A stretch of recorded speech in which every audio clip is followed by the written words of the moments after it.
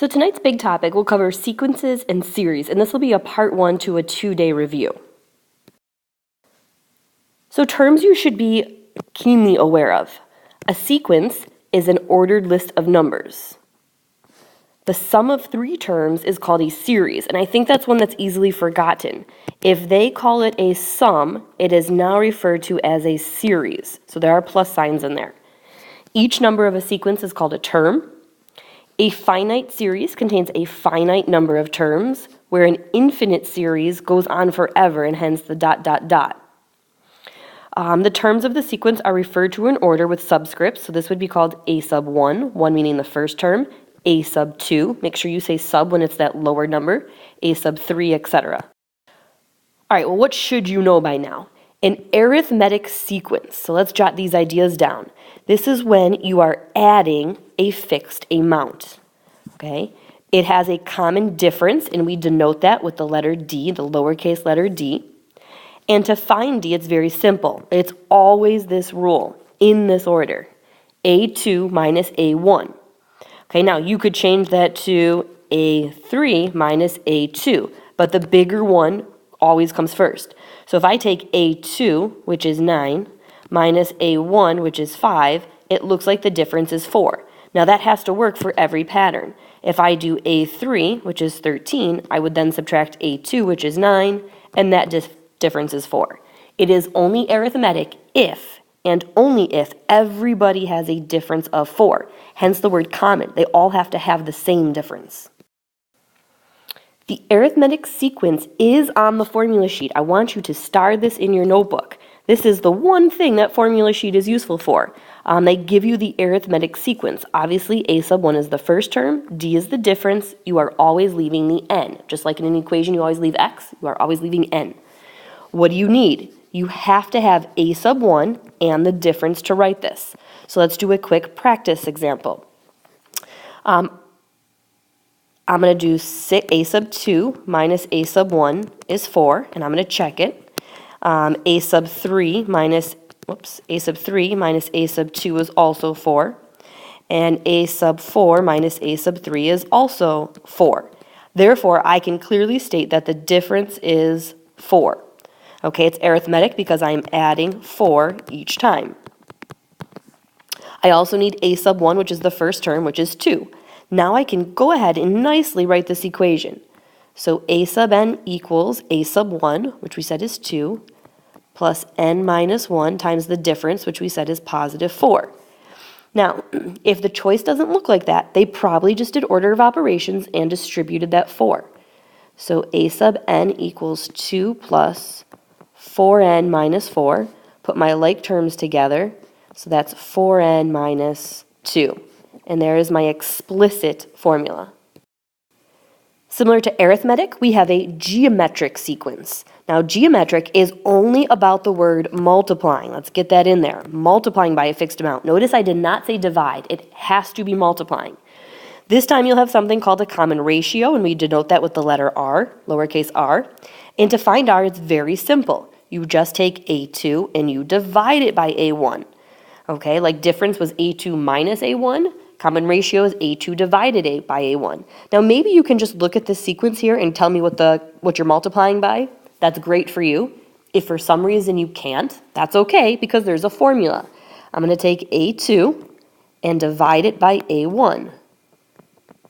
So it looks like the common ratio should be 2. Well, let's check. Is 3 times 2 6? Yes. Is 6 times 2 12? Yes. Is 12 times 2 24? Yes. This is working for the whole amount. Likewise, the geometric rule is also on the formula sheet. So again, let's jot that down. This rule is a sub 1, so first term, ratio to the n minus 1. Again, you'll need a sub 1 in r. So if I take the sequence 27, 9, 3, 1, okay, maybe I don't know what I'm multiplying by. Notice, you can make a note to yourself, when the numbers get smaller, you're multiplying by a fraction. So I know I'm not writing that down, but that's probably a smart thing for you to write down. When the numbers in the sequence get smaller, you should be multiplying by a fraction. So let's say I have no idea what that ratio is. So I'm going to say ratio is a sub 2 divided by a sub 1. Let's see, 9 goes into 9 once and into 27 3 times. So it looks like the ratio is 1/3. Let's check it with the next one. I can take a sub 3 and divide it by a sub 2. I also get 1/3. So it looks like the ratio is 1/3. So my formula is a sub 1, 27, times, because it's times a fixed amount, the 1/3 is the fixed amount, to the n minus 1. Okay, so those that we just talked about were called explicit. The next one we have to be familiar with is recursive. This is not given. So let me say that again, not given. You have to memorize this. It will be on there. You have to do two things. The first and most important part is you have to state a sub 1. Okay, and then the second part is that you write the rule. A sub n minus 1, so please jot all these down, means previous term. And here's the rule. If it's arithmetic, it's the previous term plus the difference. If it's geometric, it's the previous term times the ratio.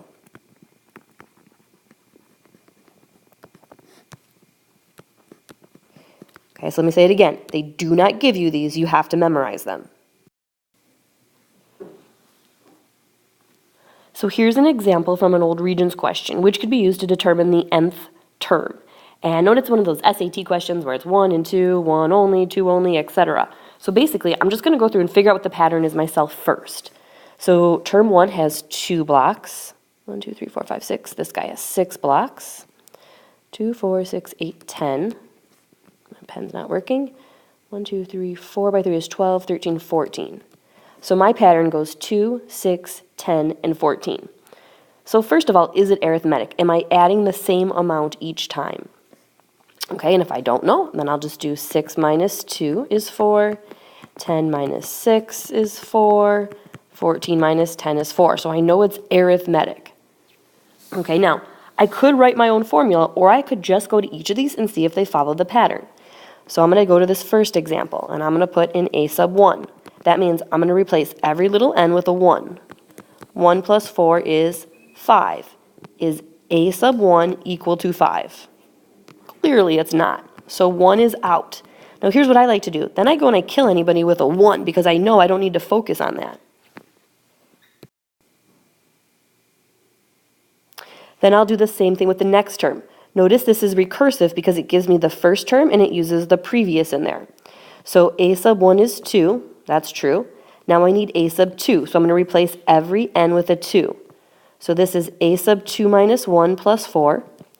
A sub 2 minus 1 is really a sub 1 plus 4. A sub 1 is that first term. 2 plus 4 is 6. Okay, so it worked for the next one, but doesn't mean it'll work on the next one. You just got to check. So now I'll do a sub 3. So it's a sub 3 minus 1 plus 4, which is really a sub 2 plus 4. A sub 2 is 6. 6 plus 4 is 10. It seems to be working on that one. So I'm leaning towards 2 is working. Now my only options are 2 and 3 or 3 only. So I'm going to check 3 real quick to make sure it is 2 and 3. So again, a sub 1 is equal to 4 times 1 minus 2, which is 2. That works. A sub 2 is 4 times 2 minus 2. That's 8 minus 2 is 6, which works. A sub 3 is 12 minus 2, which is 10, which works. So I would say both of those hold true. All right, so another very common question, write the explicit formula for 54, 18, 6, dot, dot, dot. So again, the first thing you're always saying to yourself, arithmetic or geometric. And if you don't know right off the bat, remember, that's okay. Just follow the rules. I'm going to test for arithmetic. Okay, so I'm going to say it's a sub 2 minus a sub 1. So I'm going to say 18 minus 54 is negative 36. And then I'll see if it follows the same rule. Am I subtracting 36 each time? Is that the rule? Subtract 36. Well, I would say no. So I'm going to get rid of arithmetic. Let's try geometric. So that rule is take the second term and divide it by the first term. So 18 divided by 54.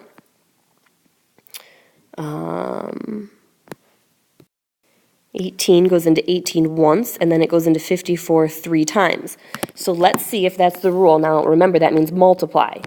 Am I multiplying by 1/3? So 54 times 1/3 is 18, and 18 times 1/3 is 6. So yes, I would say I've confirmed that it's geometric and it's multiplying by 1/3. Remember, the numbers got smaller, so I was either subtracting or multiplying by a fraction. Now again, these two are given to you. You just have to plug them in correctly. So I'm going geometric. So a sub n equals a sub 1, which is 54. We just said the ratio is 1/3 to the n minus 1. Now, let's make a new note here. Let's go ahead and do a recursive. Okay, you have to state a sub 1, which in this case is 54. And then you also have to state the rule. So the rule is the previous term, a sub n minus 1, and then what you did. In this case, we multiplied by 1/3. And it's that simple. Here's a very common question. We're given two terms. A sub 14 equals negative 116, and a sub 30 equals negative 260. Find the explicit rule and recursive rule given the two terms above, and I want to add our arithmetic. Okay, so we know they're arithmetic, we're looking for the adding pattern. So very simple, you're just going to basically plug these terms into the formula that you know. Okay, so obviously a sub n equals a sub 1 plus the n minus 1 times the difference. So negative, let me slow down, a sub 14. I'm going to replace all the n's with 14, so I'm going to do this piece in my head. 14 minus 1 is 13. So a sub 14 is negative 116 equals a sub 1 plus 13d. Okay, so I did everything I can for that term. So I'm going to do the same thing for the next term. So again, a sub n equals a sub 1 plus the n minus 1 times d. So this is a sub 30. I'm replacing every little n with a 30. So 30 minus 1 is 29d. So I really get negative 260 equals a sub 1 plus 29d. Now it's just a nice system that we've practiced over and over. It's a 2 by 2, so we're just going to take this system and put them together. So negative 116 equals a sub 1 plus 13d. Negative 260 equals a sub 1 plus 29d. I'm going to multiply this row here by a negative so that this becomes positive, this becomes negative, and this becomes negative. And the point of doing that is that when I add these will eliminate now. So I'm going to get, let's see, a positive 144 equals, what is that, 16d. Divide out that 16, and I get a common difference of 9. Now that I know the difference, I can go back and get a sub 1. I can use either one of these formulas here. So let's say negative 116 equals a sub 1 plus 13 times 9. So negative 116 equals a sub 1 plus 117. Subtract that over. A sub 1 must be negative 233. So I figured out a sub 1, I figured out the difference. I could go back and write the formula based off whatever the question's asking for. Next set of questions, write an explicit formula. So again, I'm just going to use the rule on the paper in front of me. A sub n equals a sub 1 plus n minus 1 times d. Looks a little more intimidating, but it's really not. Things to pick apart. Obviously, they gave you a sub 1. And what you have to pick up for yourself is that this is recursive. Anytime you see this previous term, let's make a note, this is recursive, which means if you think about the formula, this number here must represent the common difference because the formula was the previous term, which is right here, plus the difference. So we pretty much have everything we need. A sub n equals a sub 1, which is the quantity x plus 2, plus n minus 1 times the difference, which is 2x. Now again, you could clean this up to make your math a little nicer. If that was a choice, I'd be done. So I'd be x plus 2 plus 2xn minus 2x. I would say I have like terms, this plain old x and this negative 2x. So a sub n equals, that's going to be a negative x plus 2 plus 2xn. Likewise, I'm going to do something very similar on this side. Again, they gave me a sub 1, and they gave me a previous term, so I know this is recursive. It's times, so this must be the ratio. So a sub n equals a sub 1, x plus 2, times the ratio, which is 2x to the n minus 1. And really, guys, there's nothing you can possibly do there because this exponent that we have is only on this term. You cannot, I repeat, cannot put those together. This is only on that term. All right, so this time we're given a sub 4 equals 648, and a sub 7 equals negative 139,968. And they are telling us that it is geometric. And we're going to write a recursive and an explicit formula. So again, we need a sub 1 every time. It's not given, so all we can do is plug this information into the given formula, which of course is on my formula sheet, ratio to the n minus 1. So I can say a sub 4 equals a sub 1, ratio to the 4 minus 1 is 3, so 648 equals a sub 1 times r cubed. Really can't go any further, so now I'm going to use that second term and say a sub 7 equals a sub 1, ratio 7 minus 1 is 6, so negative 139,968 equals a sub 1r to the 6th. So basically, at this point, I can solve this equation for a sub 1 and substitute it into this a sub 1. So I'm just going to divide over that r cubed, so 648 over r cubed is equal to a sub 1. So all I did was divide to get a sub 1 by itself, and now I will substitute it in here. Okay, so equals 648 over r cubed times r to the 6th. So now I'm going to simplify my exponents. When I divide, I subtract exponents. Okay, so make a note if you need to. When you divide, you subtract exponents, so just basic properties. So that's going to be 6 minus 3 is going to make that r cubed. It's positive, so it goes on top. I'm going to divide out that 648,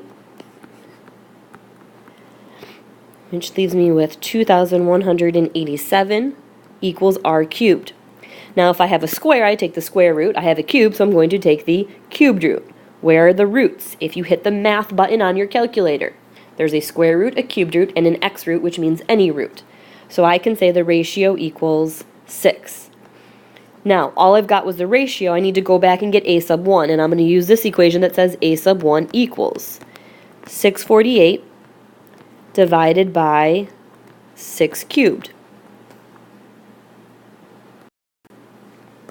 And I get an a sub 1 value of 3. So now I have a sub 1 in my ratio, and I can go ahead and write an explicit and a recursive formula. So here is our explicit. A sub n equals a sub 1, which is 3, times the ratio to the n minus 1. And here's my recursive. Remember, you need to state two things. One is a sub 1, which I'll have to find. And then 2, the rule, a sub n equals the previous term. And this time it's times, because it's geometric, the ratio was 6. So now I need to go get that a sub 1, which is simple. I'll just plug 1 in my explicit formula. So a sub 1 equals 3 times 6 to the 1 minus 1, which of course is 0. So a sub 1 equals 3, which I really didn't have to do because I had it right there. Well, anyways, that covers our day 1 review of sequences and series, and we'll practice tomorrow. Have a great night.